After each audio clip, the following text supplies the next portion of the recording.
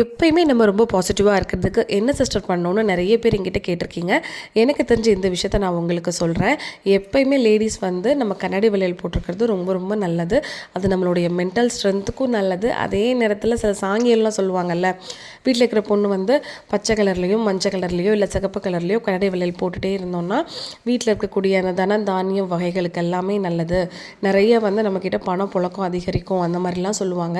நம்பிக்கை இருக்கிறவங்க ட்ரை பண்ணுங்கள். இப்போ நானே என்னோடய செகண்ட் பேபி பிறக்கிற வரைக்குமே கை நிறைய வளையல் போட்டிருப்பேன். க்ரீனு, எல்லோ, அதே மாதிரி ரெட்டுன்னு சொல்லிட்டு இந்த பக்கம் கிட்டத்தட்ட ஒரு 20 வளையல், அந்த கையில் 21 வளையல் அப்படி போட்டிருப்பேன்.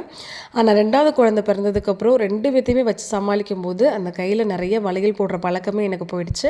திரும்பவும் நம்ம வளையல் போடலாம் அப்படின்ற ஆசை வந்ததுனால நான் கண்ணாடி வளையல் வாங்க வந்திருக்கிறேன்.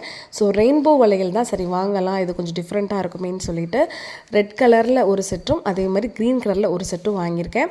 நிறைய வளையல் போட முடியாட்டியும் கூட 4 வளையல் போடுங்க, அதுதான் கணக்குன்னு சொல்லுவாங்க.